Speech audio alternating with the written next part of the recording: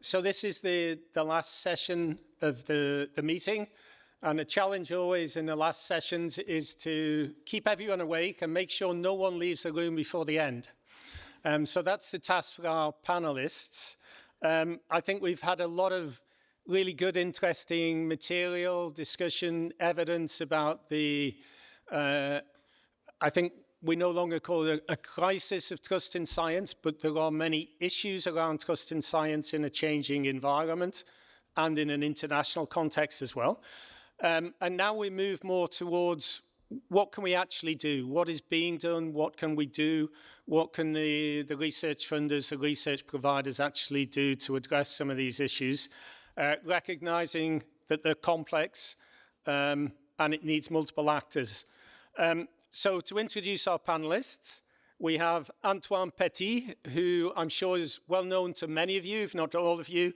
Antoine is the CEO of CNRS, the French National Research Agency here. Antoine. We have Anu Norma, who's the Director General of the Estonian Research Council.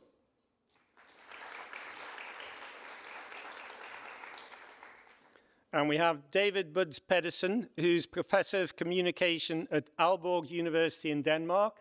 And David organized a big flagship conference last week in Copenhagen on research assessment. And I think there's a connection between the two topics that maybe will come up here as well. And then we have Karen Fabry, who's the Deputy Head of the Unit for Policy, Science Advice and Ethics at the European Commission.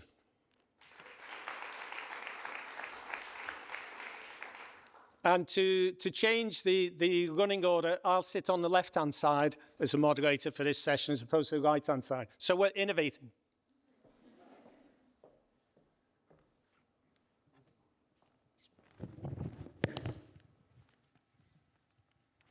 So as with the previous panels, we'll start just with a 5-minute introduction from each of the panelists. I tried to brief them on what they should say, and the people I talked to said, well, just leave it to us.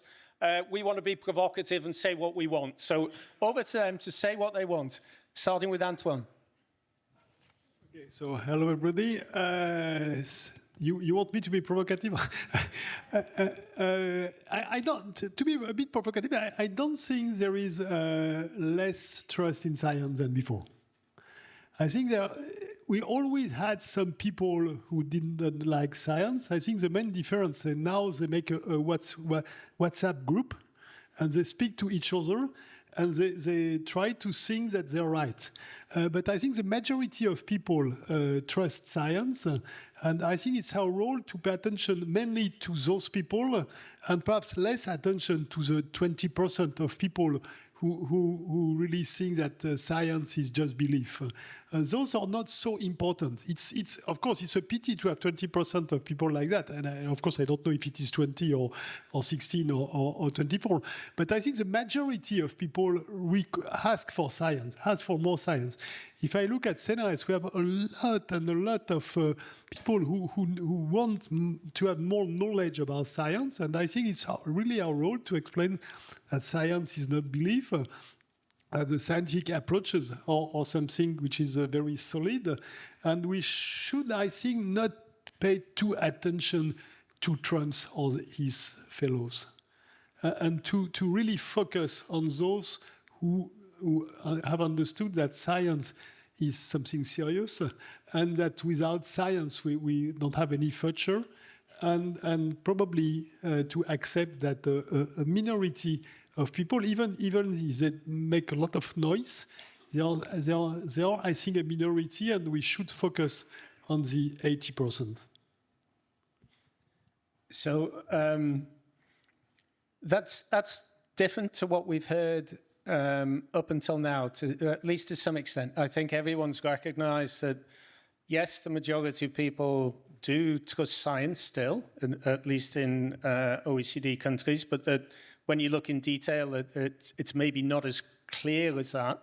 But there was still a sense that there's maybe something brewing up that if we don't pay attention to the others, we could be in a very difficult situation. So that's interesting what you're saying. Do you think that if we address that majority, we'll actually expand that majority and deal with the others as well? Or do you think the others are sort of stuck in the silos and we're not going to affect them anyway? Well, I believe in democracy. So I think that really to have to convince the 80%, the other 80%, if we take these figures, that why science is so important. I mean, by in the 80%, probably you have 20% are already absolutely convinced. But there are also majority who don't really know, who have to understand, and who ask for more knowledge, who ask for more information about science. And I think it's really this part of the spectrum on which we should focus in order at the end to have a majority. And we can hope that we'll still live in democracy and that this majority will win at the end. Okay, great. I'm sure we'll come back to this or in the questions afterwards. Let's move on. Anu. Thank you. You really have been provocative, but I didn't mean to be provocative. I have been really enjoying all the day here in this conference, and there have been so many things said already, but I actually can only say yes, I agree, and if you look from different angles, you see actually all these differences, and it makes us all a little bit richer in this topic. But we can do here in this stage and in the panel also that the devil is always in the details. So we can later probably share the details that where we see something really have worked well or something didn't work. And one thing what I really agree, what it has been said earlier, that it is not only the trust in science, what about we need to talk, think and understand what is changing and what is not changing, but it is generally in the society something is like changing in the field of the trust. And the scientific way of thinking about this is really that what is changing, is it going us to more safe, more these directions where we can develop our skills as persons, as countries, as civilization, or it is just like one of the like dead ends. So like a small wrong road, and we still have a possibility to turn to the other direction. So I guess that if we talk and improve trust to the science, we also actually help society to trust like the future or increase trust between ourselves in this small community meeting today here in this room. Right, thanks, Anu. So we have to spread the message beyond the room, or engage beyond the room, not just a one-way communication, but very much two-way communication with many other people within and beyond science.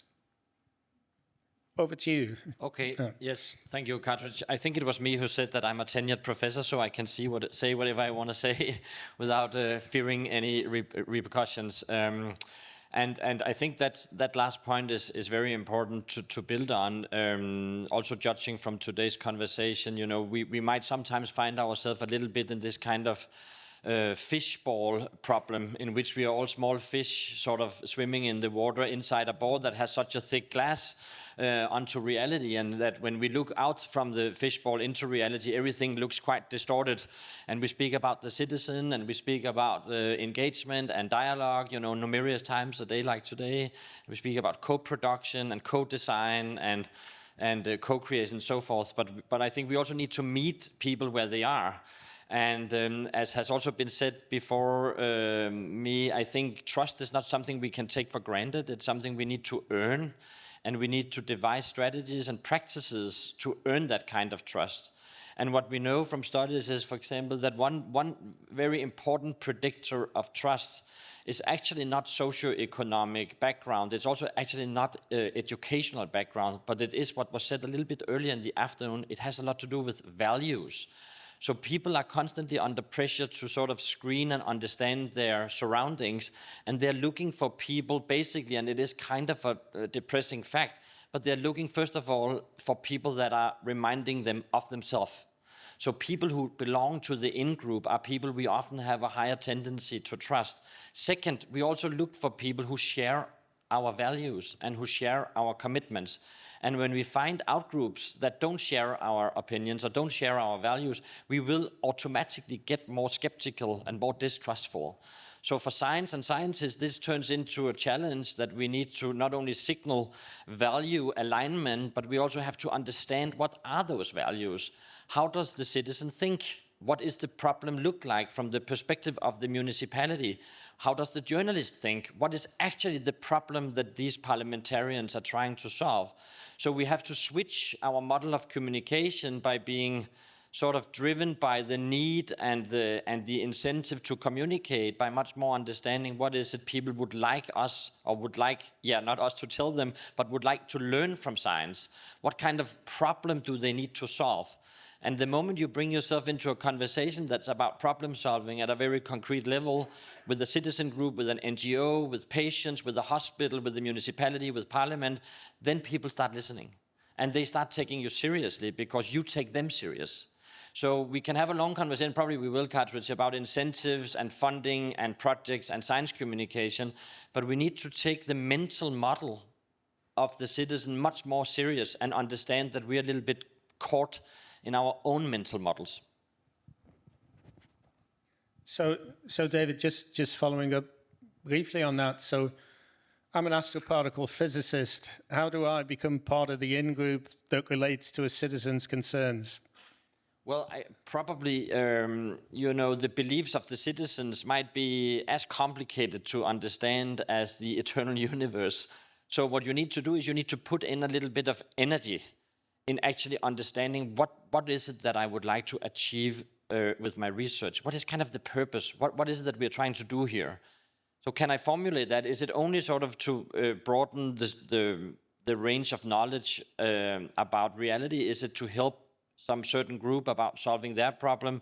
Could the technology we work on, could it be helpful for, combating climate change or polarization, or creating more humanly aligned AI? So the moment you start asking how your research would look like from the perspective not of a colleague, but from the perspective of an outsider or bystander, then you might get a clue or two about how you want it to communicate. And so I think for the physicists, even though they might be totally caught up in their laboratory, spend a few minutes, talk to your colleagues, go to a public meeting once in a while, and then listen. Like open up. We're pretty good at listening to each other in a room like this, but we need to listen to more and different voices. Great, thanks, David. And by the way, I'm not an astroparticle physicist. Karen. Thank you, Carthage. So much has been said today that it's hard when you're the last panel and you don't want to kind of repeat what has already been said. So I'm going to go off script, actually. And instead, I'm going to tell you my personal story.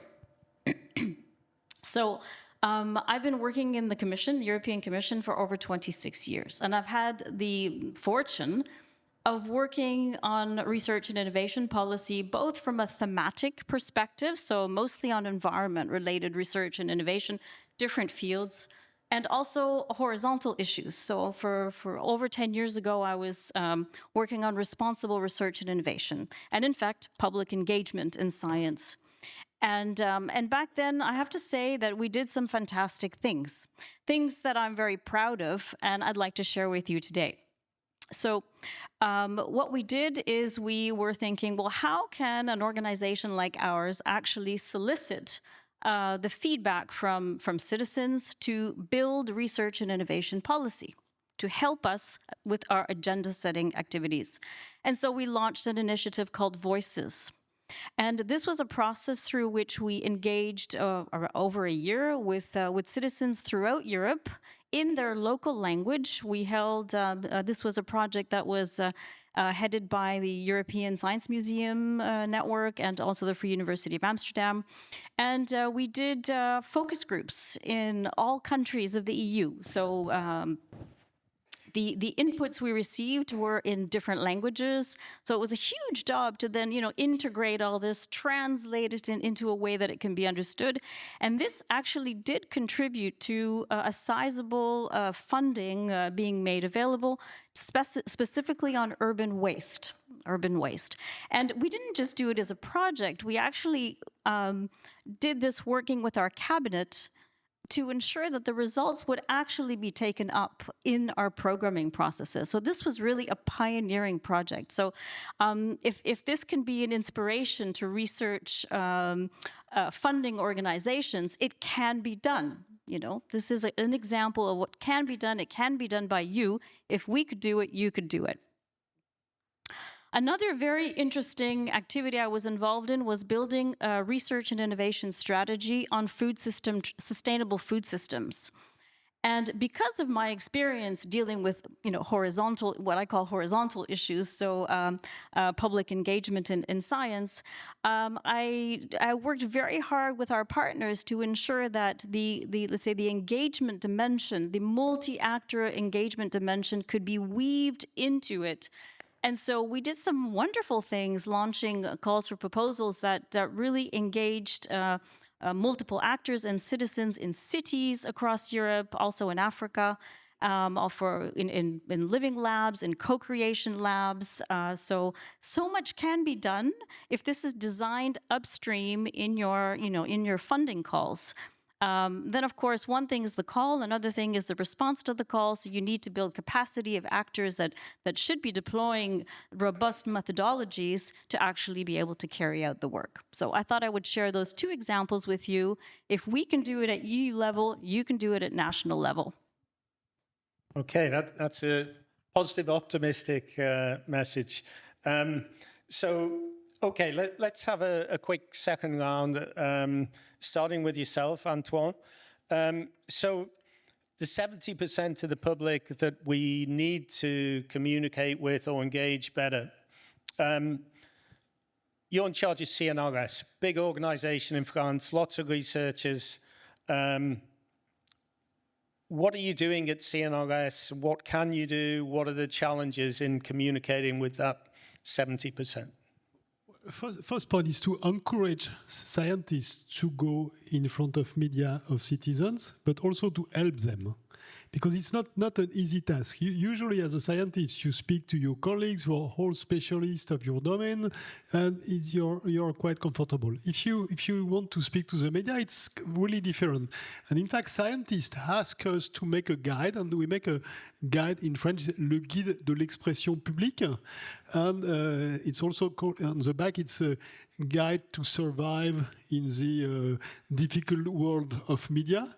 And the idea is not at all to explain what they should not do and to try to force them to do or to say things, but just to explain them what says the law, but also to give advices on the fact that as scientists you have to pay a lot of attention to which hat do you speak? And we all know the journalists, we love journalists, but very often they ask you, the first question is in the core of your field and you will answer very comfortably. Then the second question is a bit further from your field, and so on. At the end, you will answer a question on which you're not specialist. And we really encourage them to explain on which from which position they answer. Do they represent CNRS for some of them? Are they just specialists of the field, or are they just citizens? And I think it's very important when you discuss with people to explain from which position you express yourself. It's not an easy task again, and another point on which we really insist regularly is that we are not here to explain to people what they should think. We are just here to give knowledge, and it comes back to what said David at the very beginning, is that as scientists, we of course we have values, but in some sense we should be above or below. But aside these values, we should be able to speak to any group of citizens just to explain that science has its own values, of course. But if you bring knowledge, it's not a question of values. Climate change, it's not a question of values. Loss of biodiversity is not a question of values. It's just data. After that, you can say, I don't care. I have no problem. If a politician says climate change, okay, it does exist, but I don't care. I don't agree, but you understand. But you cannot say climate change is not a reality. So I think it's also, and sometimes it's complicated for our researchers because if they are in front of people who are unfair, it's complicated to keep your position of scientist and just to explain your position of scientist and not to explain what you're feeling as a citizens. And I think so, to come back to your question, that I think our role in CNRS is precisely to try to help this each of our volunteer scientists to go, but also is to produce knowledge. And so we produce a lot of contents, of books, of websites, of videos, just to produce knowledge for people on different subjects and trying to answer to their questions and not to explain what we would like them to think. That's very important, to be able to understand and to have exchanges. And I think that some of us were or still professors, and I think that now people acquire a lot of knowledge by themselves, and so it's very important to accept to discuss, and that's something that on which we insist on the fact that we should be able to adapt ourselves to also the different publics, because to speak with decision makers or to children or to or to normal citizens, it's very important, but it's not an easy task for scientists, and we should accompany them in this task. So just expanding on that just a little bit. So you say it's not an easy task. It also can be a risky task, a dangerous task for some scientists. We've seen in areas like climate change, scientists who speak out publicly are actually threatened and their security is at risk. At CNRS, is that an issue, or are you doing things about that? No, it is clearly an issue. So we have some of our scientists who are harassed by media, and we try to bring them some legal support. And not even this morning, I wrote a letter because some local politicians disagree on our study about wolves in France, and they say you made mistakes, and we don't make mistake. He makes mistake. He does not really understand the difference between a fraction and a percentage, but he really, and so it's not very often, but I signed myself a letter to explain that, sorry guy, but we are right and we don't want to discuss anymore, and you cannot attack our scientists as you do. And we give some legal help to the scientists, and we can even, in some cases, quite rare, but we can even sue people. And that's very important at that point, that to not let our scientists alone and to use in some sense the strengths of CNRS to help them. Great. David, I think you wanted to come in on this, and then Anu afterwards. Sure. No, I just wanted to mention that I think it belongs to this conversation that there is a time to communicate, but there is also a time not to communicate.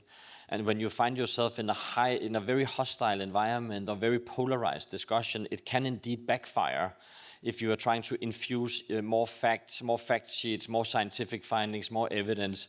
So you need, again, to do a little bit of a mind mapping, understanding how are the positions actually already located? Is there receptivity? Is there an openness for us to actually engage at a mutual level and then try to shape perhaps a new conversation rather to enforce yourself. Because if you're just going to drop off more scientific facts into an already quite heated discussion, it might create the opposite effect of what you're trying to achieve, that people will feel even more confirmed that there is a problem, that scientists are now, freaking out that they are caught lying, or that they were overselling, certainty.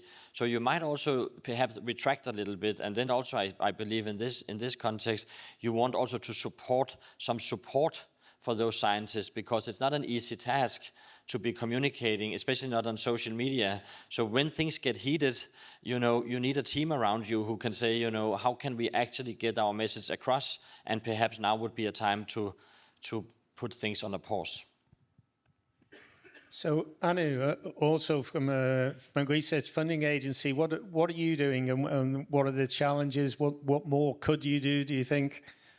Yes, thank you for the opportunity to share with you what we do in Estonia Research Council. And we are one of these countries where trust to the science is generally rather high, and we monitor it. We have this regular barometer report, and we see that it is changing, but it is still rather high. And it was also said earlier in this morning that actually the indicator can be rather high, but there are still rapid changes in the certain groups, and it varies with time, and it may vary even faster than we monitor. But basically, what we really see that in Estonia, people really trust scientists and scientists. And I guess that we in Research Council would like to think that that is really part of our work as well, because we have had a long time strategy already, I guess more than 10 years, how to build up the network of science communications. We have specific tools, specific instruments, what we carry on already like at least 16 years. And one of the most maybe powerful have been in the public national media, the TV show for the young people. It is called Rocket 69, and now we do it already 16 years. So that actually the young people who enter to the show, they have bond with the show, and it is extremely popular all these 16 years. And on the same time, it is also very popular among older people, so that grandparents with their children and grandchildren look to the show. So, and it really has increased popularity of that kind of young people in the gymnasium who they become stars. So. And it is very important for us. Now, last year we also started similar show. It is in private media now for the younger age group, so that we see that kind of long time activity is important. But on the same time, we also have had in the public media that kind of like science news portal, we call it Novator, and I guess that it is 6 years now. So there are really professional journalists who work to get the scientists or science stories out to the public media, and we support it from the governmental funding. And I really think that it is important that the government is really supporting science communication, because if we just let people talk what they think, then there is always trend to have more clicks or more negative news, but somehow the results must be demonstrated. And now the second point is really that not only results, but the process. And I liked what you said, that sharing the personal experience is always very important, and we have tried to promote this, that scientists also talk about the process of the science, so that it is normal way that you lose, you get the wrong answer, you start new hypotheses. So it is a scientific way, but we need to promote not only the results, what can be used by the enterprises, what can be patented, because usually there is maybe 10, 15 years of long work, and also that it is not never one person, it is really the team teamwork. And in Estonian case, it is also teamwork on international level. So I guess that even no one, no small countries, even bigger, even whole Europe, we can't do alone. We need to collaborate and build trust international level. Oh, I have a long list of things what we do more, but maybe I can also share one personal thing. Now I'm with the Research Council as a Director General. I don't know why did you pick up this physicist thing, but I am physicist by the education. and in 2015, I got from our president badge of honor. And at that time, I was working as a Director General of Estonian Space Research and Technology Center.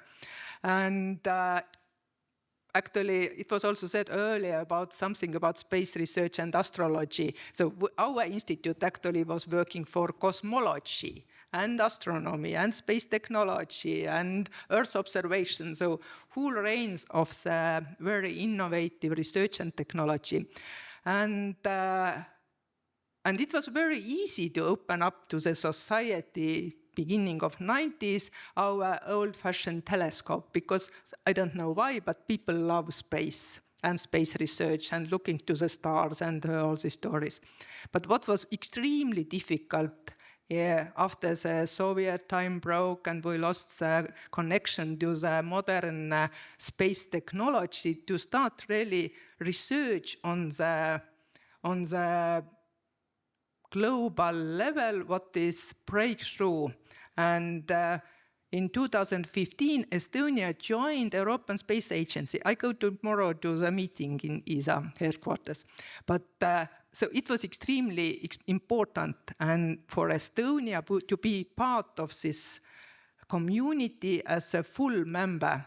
And I got the badge of honor, but not about the work I was doing in the Space Institute, but as a science popularization person. And at that time, of course, I was not disappointed. I was very happy.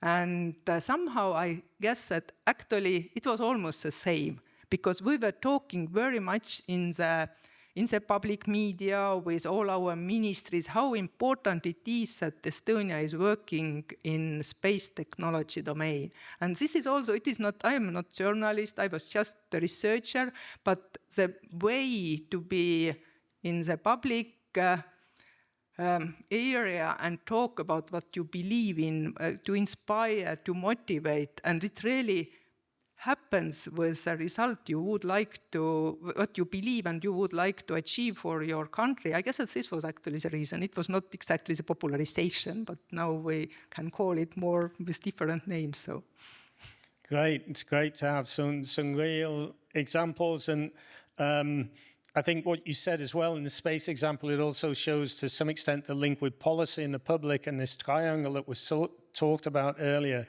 And when that's a virtuous relationship, then everything goes well. And when it falls out, then maybe that's where we have the challenges. David, Professor of Science Communication, you do a lot of this stuff. How best do we speak to the 70%? And is that all we need to do? Yeah, that's obviously a very good and also a bit of a hard question. I think that colleagues in social psychology will say that out of the 17%, perhaps 5 to 8% of those are outside reach. So they just have let's say, profound reasons for why society have not included them, why they might feel marginalized, why they might feel vulnerable to any form of government, any sort of elite, any form of, let's say, institutionalized expertise. And also what I am being told by some colleagues in social and political psychology is we should not spend all our resources convincing those 5%, because they're not really posing any serious democratic threat, and it is going to take a lot of effort. So perhaps for the more kind of let's say skeptical, not completely anti-science conspiracist people, but for the more kind of skeptical people, we know that a couple of tricks here works actually to engage, and one of the tricks is actually to ascribe people an active role. So mobilizing their own actions, involving them not as recipients of knowledge, but as active participants in knowledge production. So, for example, citizen science, but also co-creation, citizen panels, having assigned an active role gives you a little bit more responsibility for your own voice and your own sort of commitment to learn what the different people in the room are saying. So what we can do here is with the funding agencies and universities perhaps to stimulate somewhat more co-production and also to teach scientists to actually engage citizens. It might be with some moderators, it might be with some knowledge brokers involved at the municipality level, at the regional level, even at the government level, but actually not only asking people what they think about science, that will yield one answer, but also asking them what would you like to see changed, as in your example with actually prioritizing science agendas, but also perhaps ascribing people, as it were, an active role in that knowledge production. It will give them more responsibility, more commitment, and they will also then feel that their voice is heard, that they're not being talked to. I was just about to say talked down to. And that's a very human thing. So I think we can definitely work with those 10% cartridge and try to come up with formats that actually work. On a personal, just a quick personal anecdote as well. 10 years ago, I hosted the Euroscience Open Forum, the ESOF conference series. I think we had 10 of those. Now, unfortunately, it has been closed down. But in addition to the conference, which was hosted with 3,000 participants in a venue like this, we also had a public-facing program. We called it European City of Science.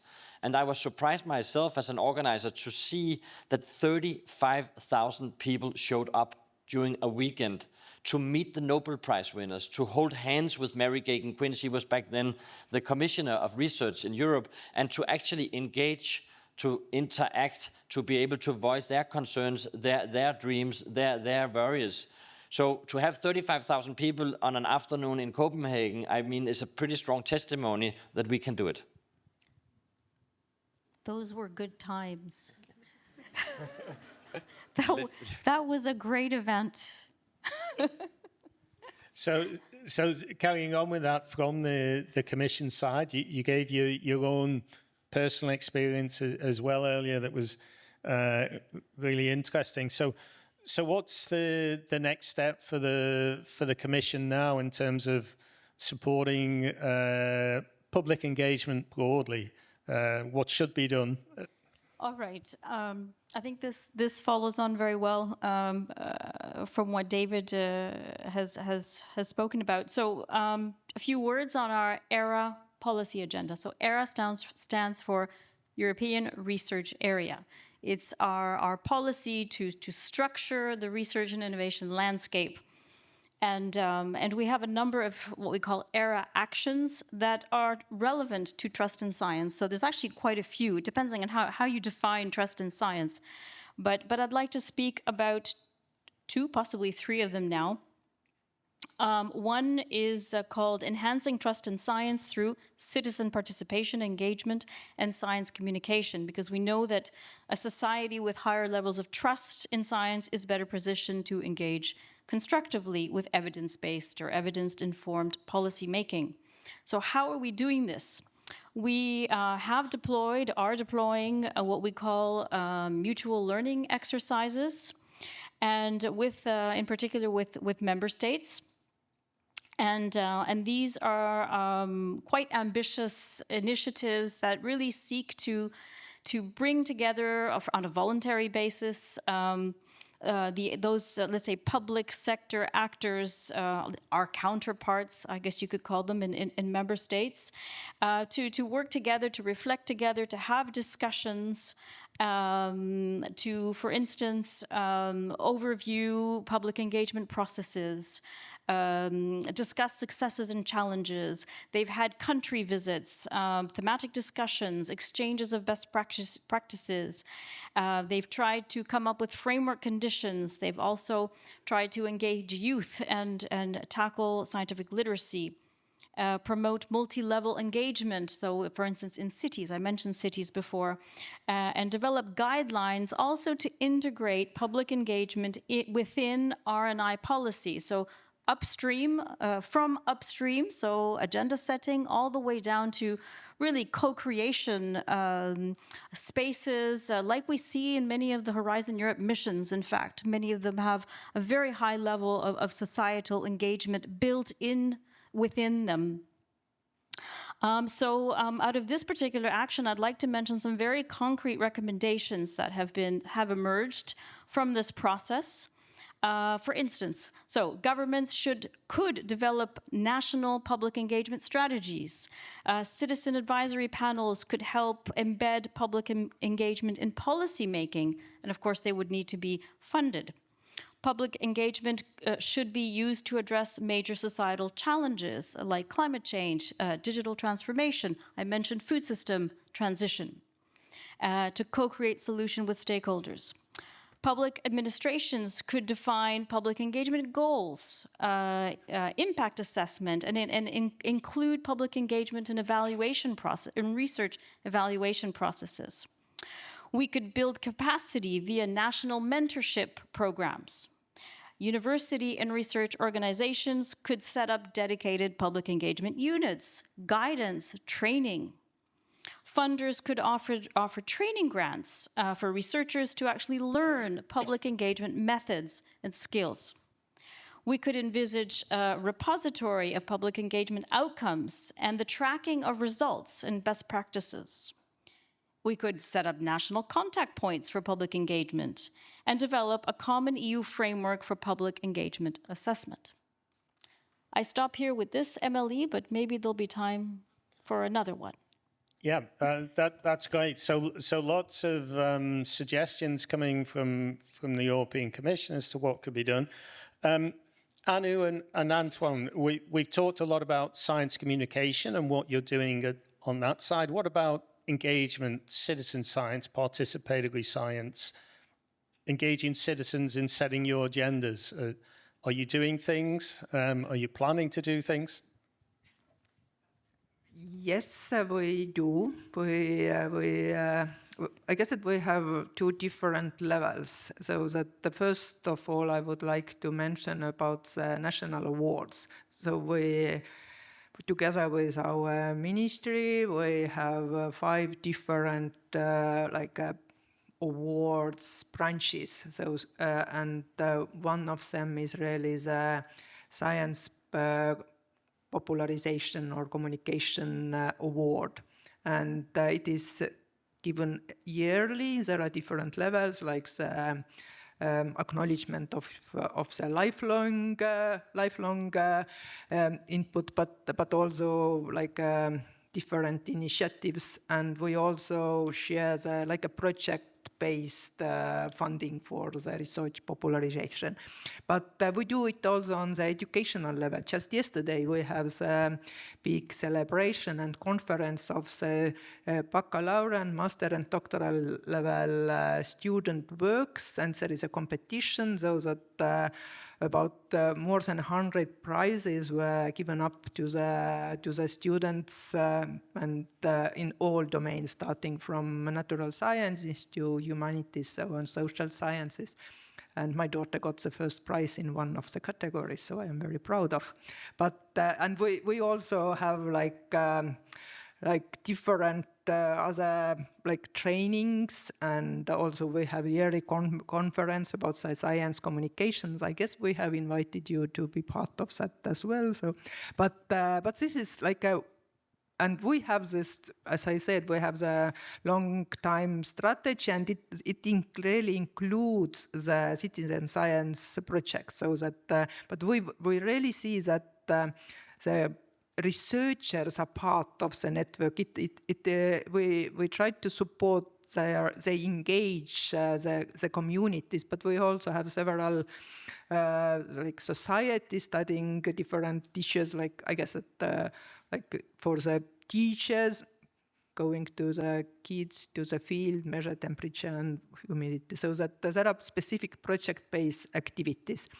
But other side, what we do, and you mentioned this advisory network, and it is like other side. We in Estonia, we also really have created a research advisors network, and we started it as a program about less than 10 years ago, but the Research Council is now serving as a coordinator, providing training, international networking, and we have in every ministry now the specific person called scientific advisor, and we enable the network so that they are not only developing their work in own ministry, but really to have like general networking issue and developing the according strategies according to their specific field. So that I guess that this is really important to keep networking not only topic level, but also horizontally over the government.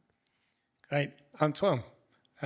So on the citizen engagement side, the citizen science, participatory science, is that a growing area in CNRS? Is that something you see that should be growing, or what are you doing? I can still be provocative. Yes, participative science is important, but from my point of view, it should rely on real co-construction, in the sense that scientists should, of course, bring science, but the others should bring something. And it's not just a discussion between scientists and citizens. That's not, from my point of view, participative science. So it's really important to define real subject in which different populations will bring their own knowledge. And you have scientific knowledge, but you have also indigenous knowledge, for instance, and that's very important to construct this participative experience like that, and not to use a scientist to explain why Earth is flat, okay, which is not the case. And that's for me important. Other point on which I am not skeptical, but I think participative science has its limit, is that, as usual, you have only the convinced people. And for me, the most important thing is really to succeed in touching all the others. And for instance, we organize in France for now 20 years in each October, La Fête de la Science. That's fantastic. I go with my children, now my grandchildren, the teachers and the engineers and the doctors go with their children, and we are between us, and we are all happy and saying, oh, science is fantastic. But we don't touch the right people, from my point of view. So it's really something we should work on it. And it's not easy, of course, because we really have to attract those people who very often they don't dare to ask us questions and to discuss with scientists, in particular for CNRS. CNRS has the image of big scientist, and that's, from my point of view, something on which we really should insist, and to try to touch the people that usually we don't. And all these participative initiatives are very good. Of course, we have to do it, and to encourage it, but it's not sufficient from my point of view. Okay, so it's important but not sufficient. David, any views on what you've heard, and on more generally on engagement and the challenges and the potential benefits? I do really like this idea of Antoine that everybody needs to bring something to the party. That you need to also bring resources either as a citizen, but it could also be from numerous other institutions.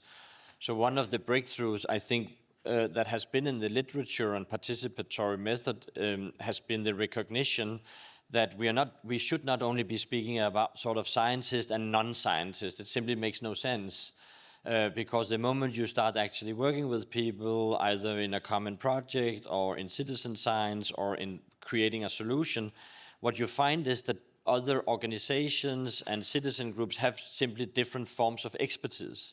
And it's kind of a key finding in transdisciplinary research and participatory methods that when I work, for example, with the Danish government, yesterday I gave a masterclass together with the Danish Ministry of Digital Affairs, many people in the room are much more fluent in the scientific evidence on algorithms and artificial intelligence than I am.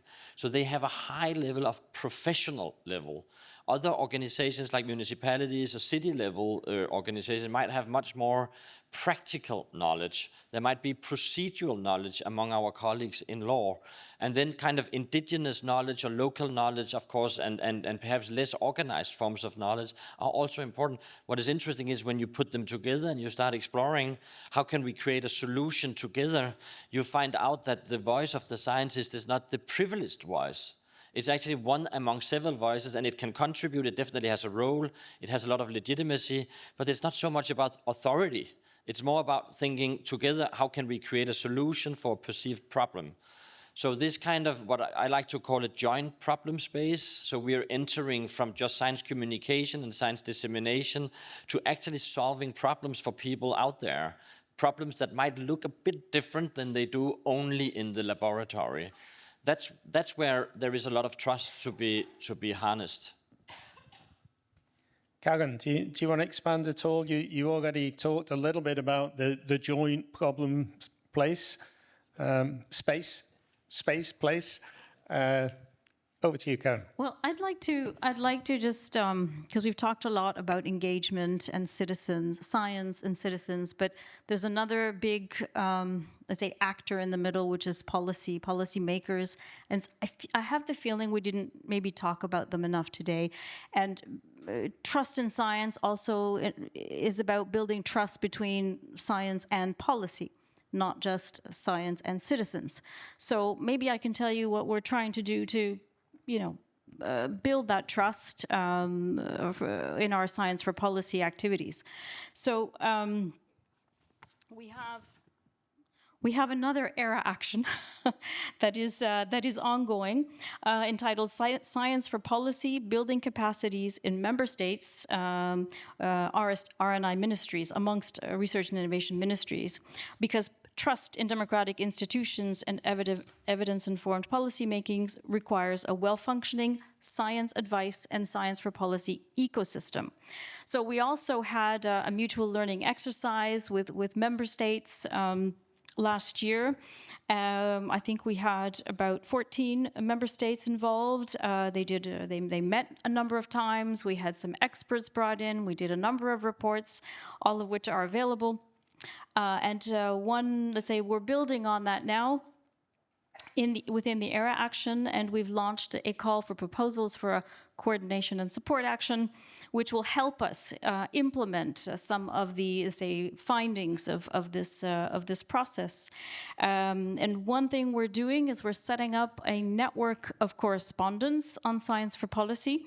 With our member state counterparts. We are hoping that this coordination and support action will further strengthen and build up a community of practice on science for policy, and will build an observatory of good practices. And this is very important because we need to make sure that the science that we do is actually going to contribute in some way or another to good policies and good decision making, which then will be relevant to the needs and expectations of society. So that's why I wanted to mention the work that we're doing here. And within that context of science for policy, I thought I'd maybe mention what we're doing with the scientific advice mechanism. I don't know if some of you have heard of that before. It's SAM, scientific advice mechanism. So there, what we do is the Commission has appointed 7 eminent scientists as our group of chief scientific advisors. And through them and a consortium of networks, of academy networks, science academy networks, and our own secretariat in the European Commission, we work together on issues that are really of societal relevance. And we basically respond to requests that come from commissioners, so the College of Commissioners, which means that we gather the science, we make policy options and recommendations in reaction to a real need and desire for a response. And this is really important because if you want to have impact, it's important that he or she that is going to receive the information is actually interested in having it in the first place. So that's one, I think, important take-home message is if you can get the decision makers interested in working with you, and on specific issues that matter, you've won half the battle there. We also have another expert group, and then I'll end.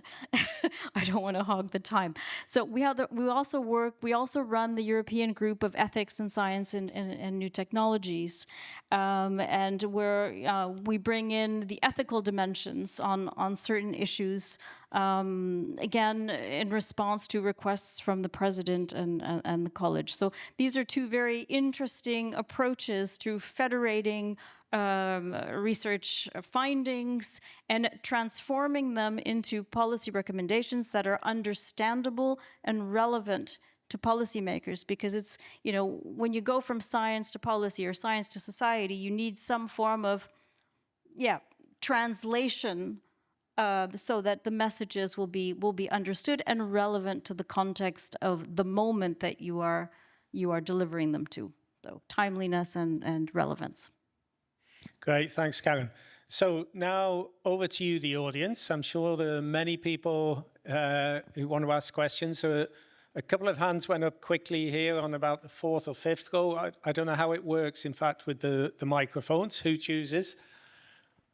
We can't actually see very well here because the light is so bright. I'm here. Okay, go ahead. Hello, Anja Böckmann, Director of Research at the CNRS in Lyon, biophysicist, researcher. I like the approach of Professor Pedersen a lot, and I wanted to ask the organizers whether you have intended to bring some citizens to this event, or scientists. Was that intended, or is that a not subject? Well, I can try to answer. Not that I'm an organizer. I don't think there are any organizers of the conference up here right now, so we are not the right people to ask. But obviously, people like ourselves, and I'm sure most of you in the room often find yourself in these conversations where we speak about science for policy, and we can have a whole 2-day conference on science to policy, and then in the last hour, everybody looks at each other and says, there are no policymakers in the room. And it's like often that missing link, and it is a valid point that you need to find entry points to the citizen groups, to the NGO, to the patients, but also to what I increasingly have understood as a very important vehicle for societal impact, the local government level. So again, cities, municipalities, regional authorities can be super important. And so I would encourage future seminars and conferences to actually try to contact also some of those institutions. They do have a lot to say, and they might be very well-placed brokers and advocates of science in the local community. So even though I do agree a lot with what was just said, that we need also science for government and science for policy and champions of science for policy among the commissioners and ministers, we also need it, so to speak, all the way down. So good point. So I was on the organizing committee. I'm on the organizing committee. So the question did kind of come up. And what we tried to do was already get different stakeholders together. So policymakers, academics, journalists, people from different intermediaries, funders. And then the question was, can we also include citizens in that? And we didn't want to just be tokenist in doing it, if you like. And the decision, I'll be honest, it wasn't discussed in great depth, but the decision was maybe that's just a step too far for this particular meeting. And maybe that was a mistake. Maybe, as David said, we should have identified some critical people who could have represented citizens at least. But point taken. We're talking about trust in science, and we haven't got the community here that perhaps those 10%, 15% that we're concerned about. Although we've also heard, at least for the 5% of those, it's actually very difficult anyway. So criticism accepted. Next question, please. Hi. Sorry, right here. Ambroise Lambert, CY Cergy Paris University. I'm an associate professor in biology. And so as an academic, also, it really was a great day. And I would like to thank the organizers because I really got to actually get out of my fishbowl a little bit, just a tiny bit. And speaking about the fishbowl, there was also, I heard a few things like inclusivity being the main second recommendation from the OECD. I heard about the scissor effect. And also one more striking was the fact that only one third of women are involved in research endeavor at the global level.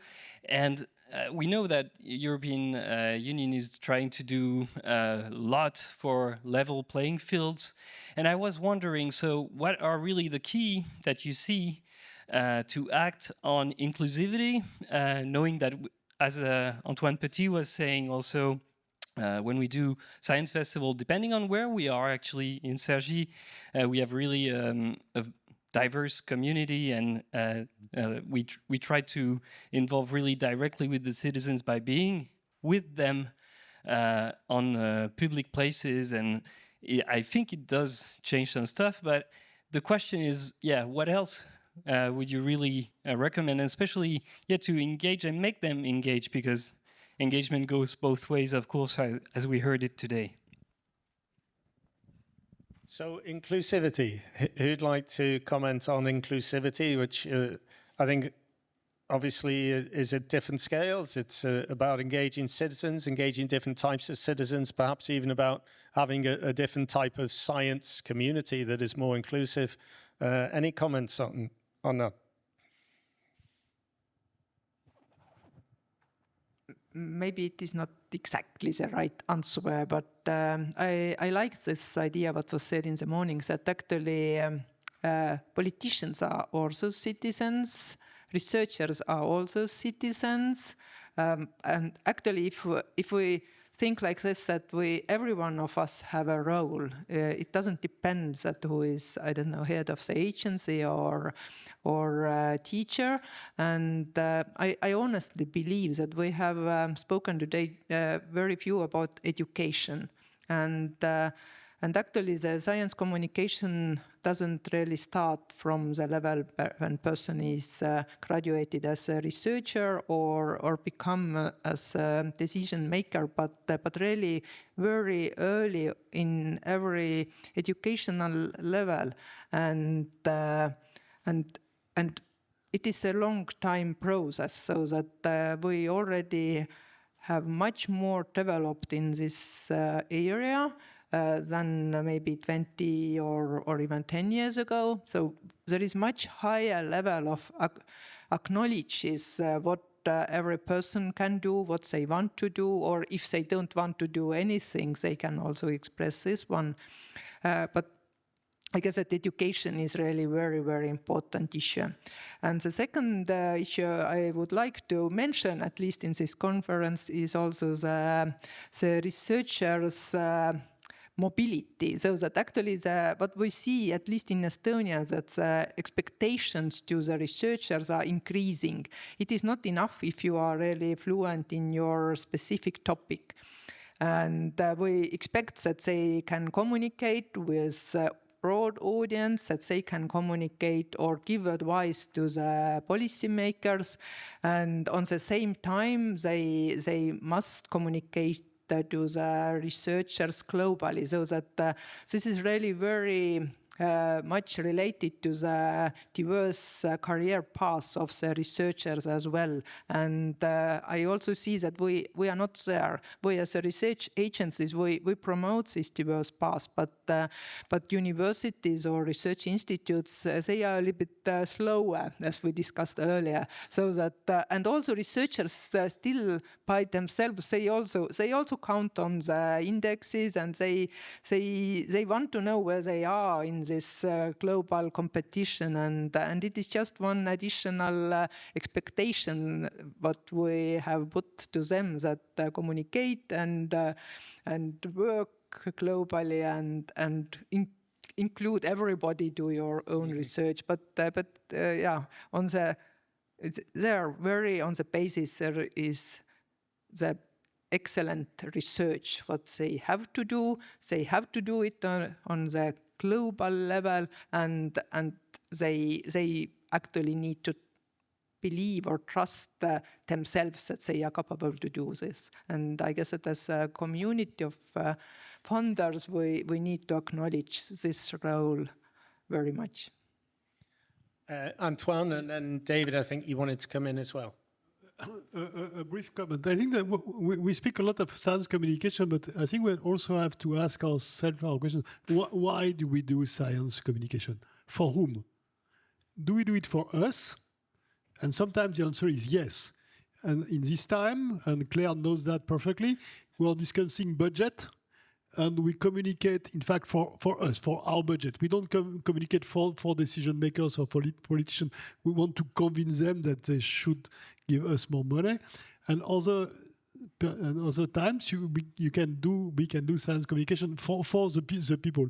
And I think that all these questions have to really be taken into account in order to clearly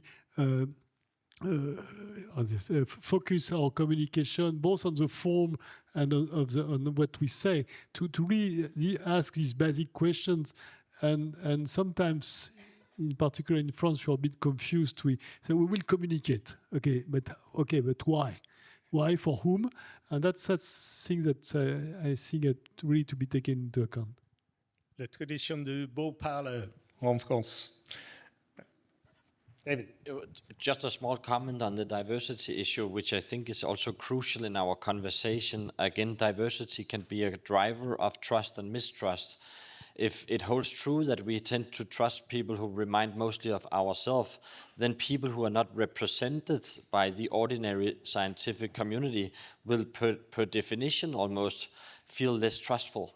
So there is a new study, I believe it's done on the same data set as the Nature Human Behavior study that was referenced earlier, who shows that actually among the part of citizens that don't display so high levels of trust, portion of those people belong to minorities. And the reason why minorities might be more exposed to mistrust of scientists is because they don't feel represented by science. There is simply no one who looks like them or behaves like them in a meeting like this, in the scientific community, in the career pathways. So just the fact alone that there needs to be a more diverse face to science in communication, but also in career systems. It's just so incredibly important if you want to create trust.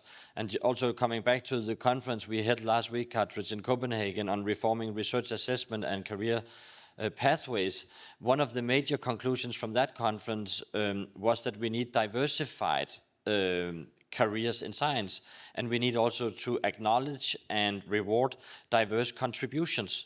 So without actually practicing as we preach and having more diversity, both epistemic diversity, but also demographic diversity in science, we won't actually accomplish our goals. Thanks, David. Yep. Any more questions? Yep, at the front here. Agata Kuszawska from Verity Project. So during the last day and also yesterday, we've heard quite a lot about how science is increasingly being entangled with politics. We've heard about the US politics and the threats to scientific freedom. Last week, we actually also heard about, in Europe, about watering down the omnibus that also aim to regulate big corporations, including big tech. And thank you so much also, Karen, for sharing your experience and fantastic experience and also the examples. So I have a question. So how to resist, how to survive those global political storms? And if not only survive, but also how to continue this incredible work on fostering trust in science and really strengthening responsible research innovation? Thank you. Okay, that's a simple question. Any volunteers? Shall I start? Go ahead, you start. I'll tell you how I'm personally surviving. I'm building a yurt, okay, in a forested area so I can distract myself from what's happening in the world and focus on trying to create my own little system, permaculture system. Anyways, aside from that, how can we survive this? Well, we just have to keep doing what we know has to be done, and maybe we'll have to fight for it. But it's like all hands on deck, right? Don't get discouraged and just carry on. And yeah, do it harder. I don't know, better. harder and better, yeah. No, I think for myself also that question resonates a lot because also in my own career, a lot of what I have been doing has really been international and sort of truly global, working in Canada and US and Japan and several places in Europe. But when the global doesn't really want to play, I think we have a really strong alternative to the global consensus and even global collaboration, whether we like it or not, to acknowledge that it's under pressure, and it's local collaboration. So there is just so much unexploited pathways to trust and impact and meaning at the local level. So even at a city level, like Berlin or Hamburg or Paris or Stockholm or Bologna, you know, there is so many people there already interested in science. And also at the local government level, we need to be better at also devising science for policy at the local level.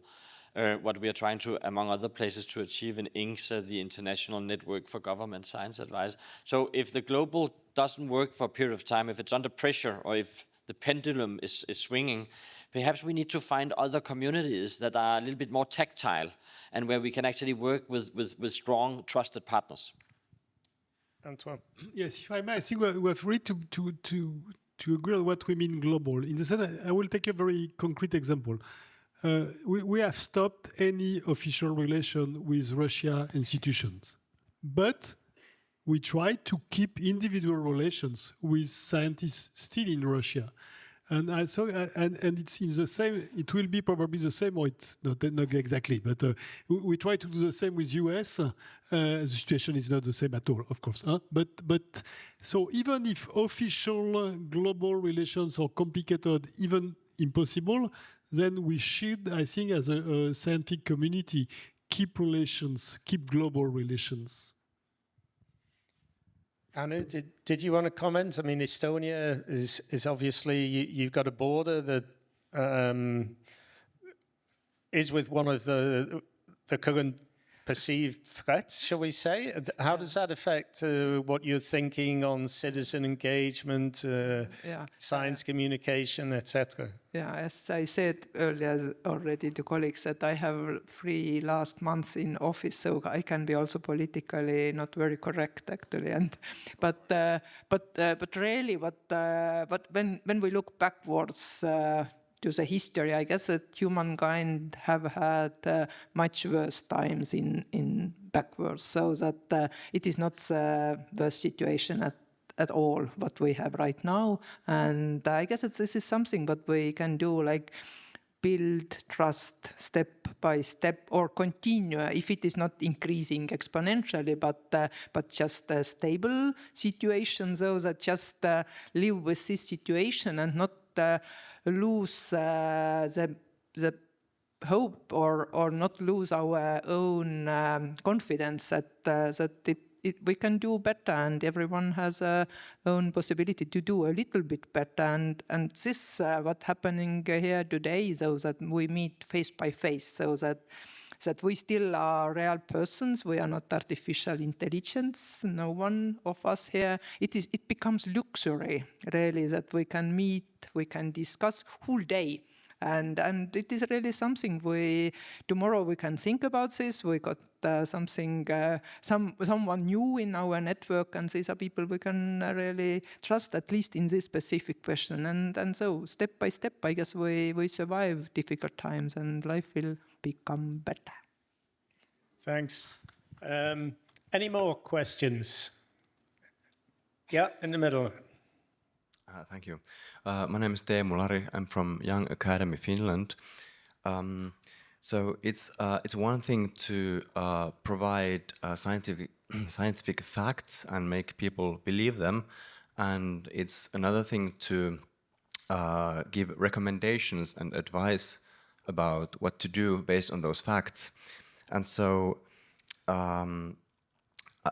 today I've been wondering, when I've been hearing the talks, whether when we talk about trust in science, we are talking mostly about whether people trust that the facts that scientists talk about are right, or whether we talk about whether people trust that the advice given by scientists is trustworthy. And relatedly, when we try to improve trust in science, is it more important to focus on making people believe that the scientific information is accurate, or also is it more important to increase trust in people's beliefs that the advice scientists give is based on acceptable, sound values, and making people believe that scientists are people with goodwill who take people's interests and perspectives into account in their recommendations and advice? Thank you. Okay, any comments on that? So trust in facts versus advice. Antoine? At CNRS, our position is very clear and probably can be discussed, that scientists are not there to give advices. That's not our role. Because we master only part of the picture, the scientific part, but when a decision maker has to take a decision, he has a lot of other elements to take into account. And I think that our role as scientists is just to provide knowledge, facts, data, and to let, that's the principle of democracy, to let people who are elected to decide. And if we, as scientists, transform ourselves as decision makers without any democratic legitimacy, that's what we call dictator. David? Yeah, it's good. It's perhaps good to end the panel with a little bit of disagreement and not just go for the big consensus. But I do indeed think that it is the role of scientists also to provide advice, but it needs, of course, to be advice that somehow is related to the underlying expertise and preferably also evidence. So giving science advice to, let's say, policymakers or in media is kind of a discipline or sub-discipline in itself, and it has to be performed cautiously, because you don't want a situation in which you have scientists running around as what Roger Pilke called issue advocates. So people with their own agenda, people trying to push their own political ideology onto the policymakers. This will very easily backfire, and it's something we should avoid. On the other hand, what Pilke called the honest broker is not only a person who will put to the table, like, let's say, raw data. It's also about translation. It's also about contextualizing. It's also about understanding the dynamics of the policy room. So the moment you enter the policy room, it is definitely not the lab, it's not the seminar, it's not the academic conference, it's a completely different animal. And there you need, of course, to understand what can I do. As we like to say, you're not going to take any decisions, but you can help shape the decisions. So by providing input, advice, I would say interpretation and context, you can guide the policymaker, but definitely in the end of the day, we should not be the one deciding on public policy. So, Karen, sorry, you got 30 seconds. Last word, though. Advice comes with responsibility. What I see with our SAM process, when we onboarded our chief scientific advisors, we had to make it clear to them that, you know, they from this point onwards, they were wearing a very different hat of knowledge broker, and that changes everything, actually. And we work together with them to ensure that, you know, the evidence that is then brought forward by, well, the other parts of SAM, so SAPER, is balanced with the actual policy landscape, and to ensure that the outcomes are really relevant to the decision-making, let's say, environment. Great. So I think we actually reached consensus there. I don't think there was such a difference of opinion. Unfortunately, we finish on a consensual note. So thanks very much to all the panel.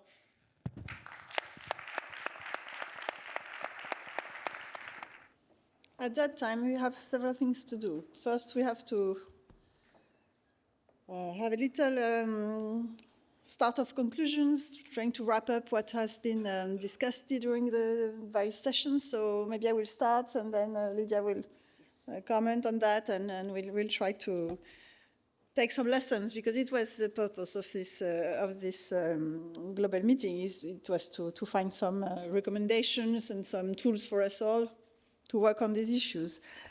So I'll start. And, well, the first maybe comments that have been that have been said in various sessions. I think I'll try to highlight some topics that have come up from several sessions.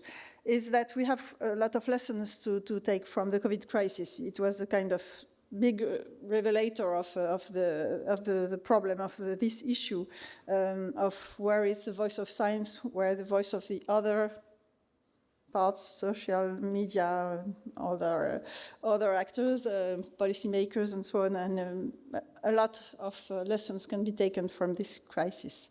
And second issue is that then with social media, with some new technology like AI, we have some very strong amplificators that are really ready now to make a big mess out of that. So it's quite an emergent and a very urgent topic that we should work on. Do you want to take a second one? Yes, thank you. Yeah, I think that this notion of process that needs to be brought in fully into the definition and the definition of the scientific project, the execution of the project, and the communication. I think this idea that the communicating science is not a matter of the end point of a normally successful end point, but that it needs to be conceived from the outset of the collaboration. In fact, this is a conclusion that is also was also brought into the high-level conference that we organized in 2024 in the framework of the Belgian presidency of the EU, that we brought already a number of stakeholders in communication, not focusing on public trust. In fact, this is an outcome of that conference, where it was public trust in science was highlighted as an element that we should pay attention. Something I would like to highlight is that the values we have heard today, openness, equality, diversity and inclusion, integrity, academic freedom, these are values that are very well known for Science Europe community, because that is what we have stated in our values framework, precisely those values. Therefore, I think that it's very good to hear that these values are also shared by this large number of different professionals from different sectors in science communication, and I think it's something to celebrate. Next one would be probably the engagement of citizens. We had several examples of how deeply the citizens could be engaged in programming research, in research programming from the very beginning, the importance of having had this in mind from the very beginning. Participative research has been mentioned several times with various levels of intensity, I would say, but considering it as also a high-level science, but with some conditions to the way it should be designed and implemented. So I think that was an important point. I liked mention the one word which was mentioned in the previous session. It was opinionologist. Opinionologist, I don't know.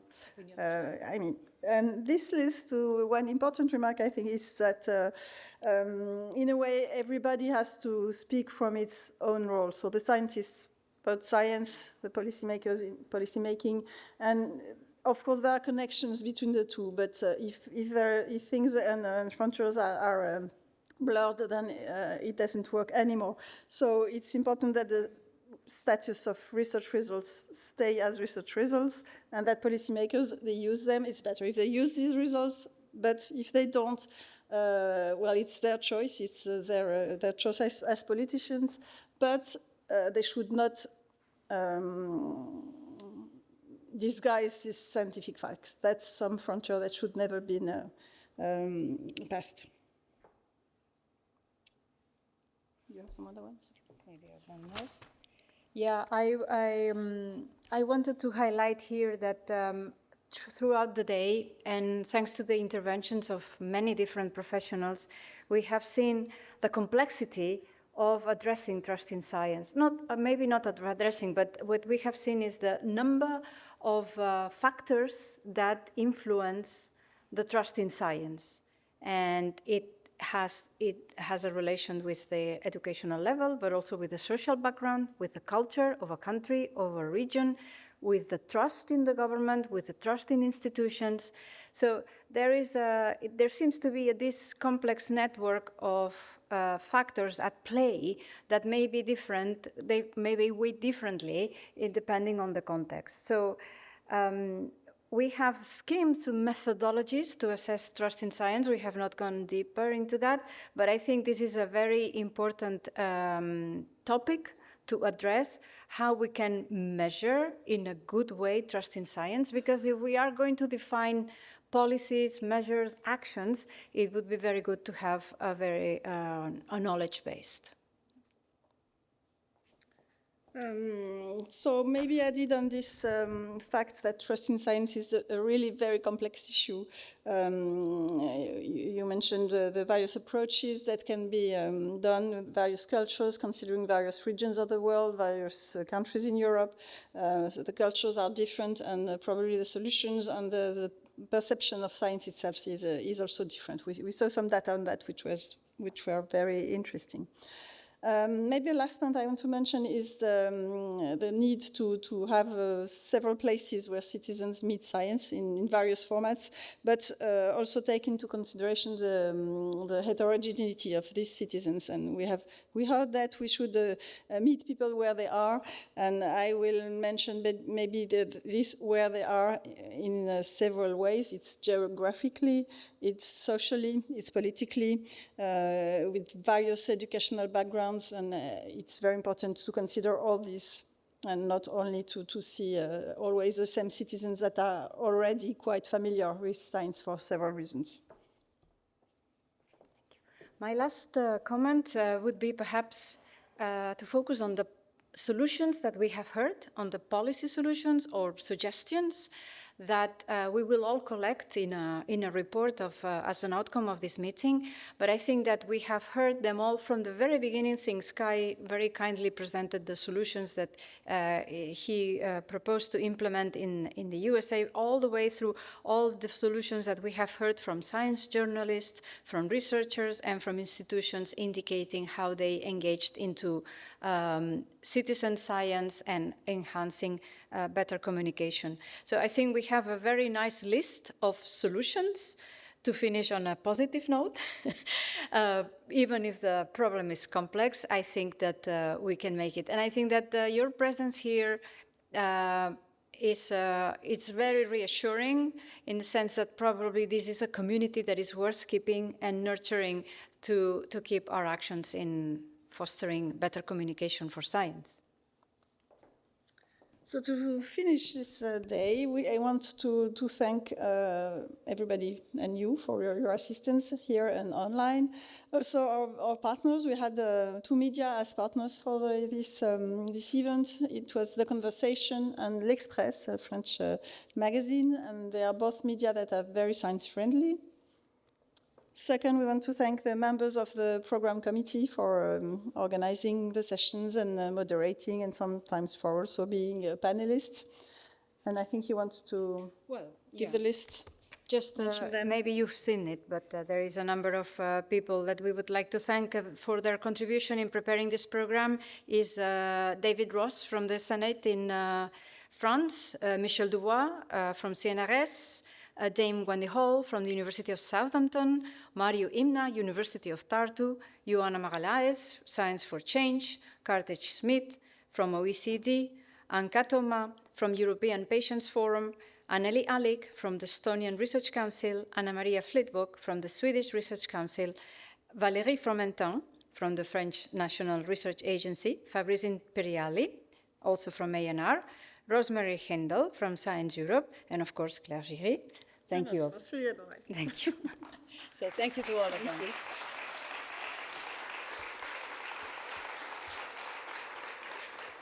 And to really finish, thank you to all the panelists that were very involved, and we had many questions, which shows that your interest in this conference. And we also both want to thank the ANR staff and the Science Europe staff that were very involved in organizing this this session, and I think they were very involved too. And I must say they must be happy of the result, because I think it went on very well. So thank you.